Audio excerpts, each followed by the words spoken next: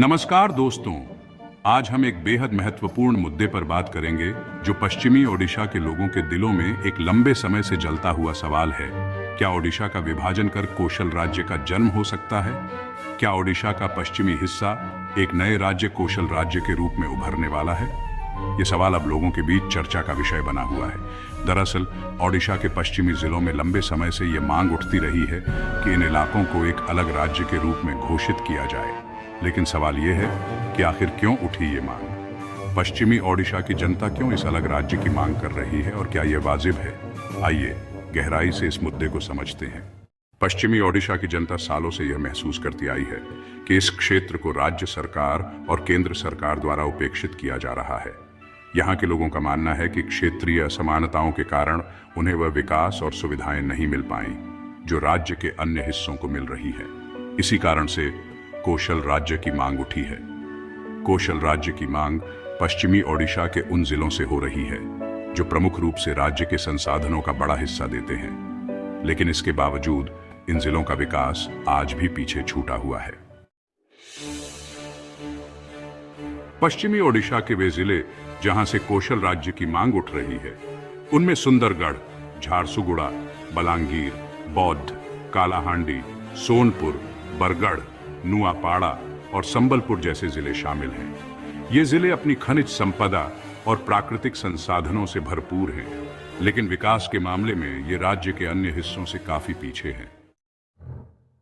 पश्चिमी ओडिशा में उच्च गुणवत्ता की शिक्षा का अभाव है।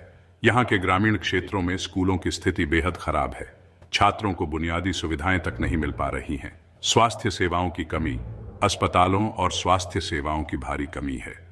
मलेरिया, कुपोषण और अन्य बीमारियों से जूझते लोग पर्याप्त इलाज नहीं पा रहे हैं। मातृ और शिशु मृत्यु दर भी उच्च स्तर पर है। विकास की कमी, सड़क, संचार, बिजली और जल जैसी बुनियादी ढांचे की सुविधाएं भी यहां विकसित नहीं है, जिससे आर्थिक विकास की गति धीमी हो गई है। कुपोषण, यहां के बच्चों में कुपोषण की समस्या व्यापक है।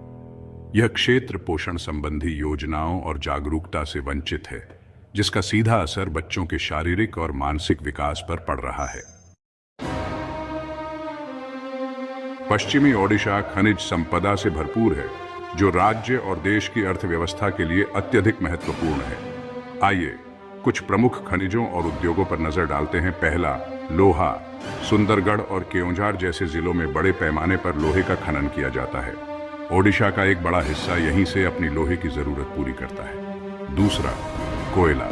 झारसुगुड़ा और तालचेर क्षेत्र कोयला उत्पादन के प्रमुख केंद्र हैं। यहाँ से पूरे देश को ऊर्जा की आपूर्ति होती है। तीसरा, निकेल और बॉक्साइट। कालाहांडी और रायगढ़ में निकेल और बॉक्साइट का खनन होता है, जिसका इस्तेमाल देश भर की एल्यूमिनियम और स्टील इंडस्ट्रीज में होता है। चौथा, मैंगनीज। यह भी पश्चिमी ओडिशा की एक बड़ी खनिज संपदा है, जिसका प्रमुख निर्यात देश के विभिन्न उद्योगों में होता है।